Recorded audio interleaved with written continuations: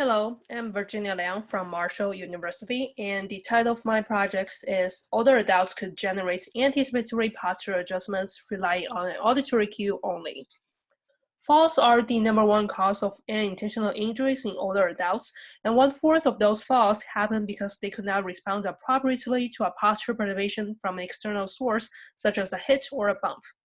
When a person sees a postural perturbation that is unavoidable, maintaining balance involves two components: anticipatory postural adjustments, or APAs, and compensatory postural adjustments, or CPAs.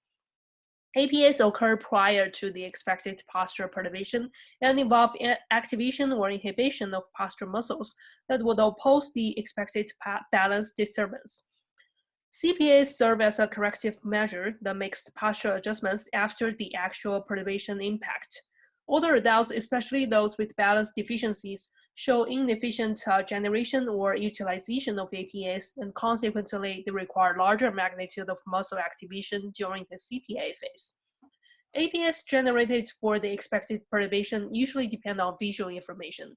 Since visual information is not always available or accurate, the unpredictable postural perturbation can cause a substantial challenge to stability and increased risk of falls for older adults.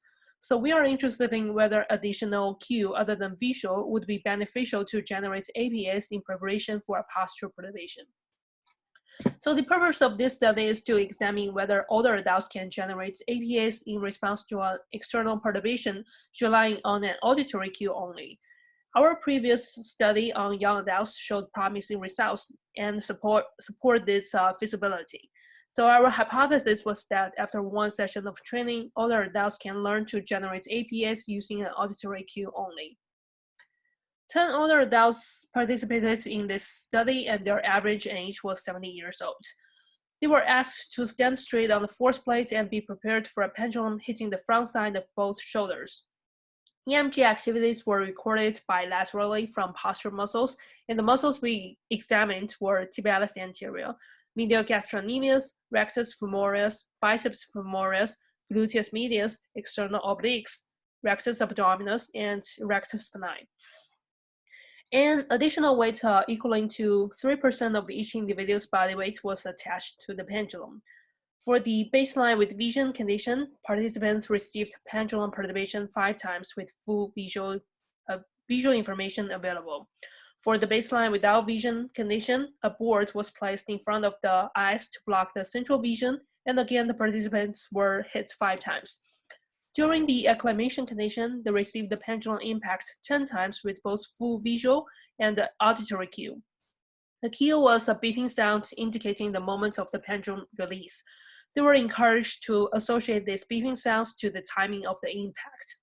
Then the training condition included 10 blocks of 5 hits, and participants only had the auditory cue but without visual information.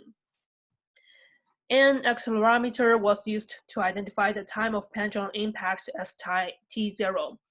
EMG integrals were calculated during the APA and CPA phases and were normalized by the absolute maximum value for each muscle.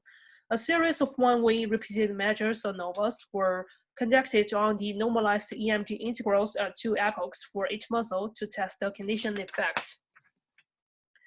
The results showed conditional effects for tibialis anterior, rectus femoris, biceps femoris, and external obliques during both APA and CPA phases.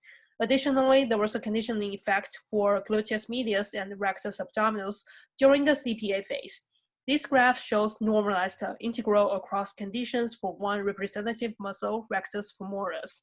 In agreement with previous literature, when we comparing baseline conditions with and without vision, we can see a smaller activity during APA phase and a relatively larger activity during CPA phase without vision.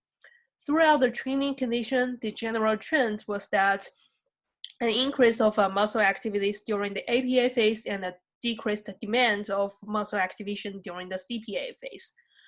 Especially starting from training block number 7, the muscle integrals during both APA and CPA phases were comparable to that of the baseline with vision condition. So our conclusion was that after one session of training, older adults can learn to generate APAs effectively for otherwise unpredictable postural perturbation relying only on the auditory cue. Future direction is to evaluate the retention of this learned skill in older adults. And here's our reference page. And thank you for your attention, and I'll be happy to reply to any questions or comments you might have.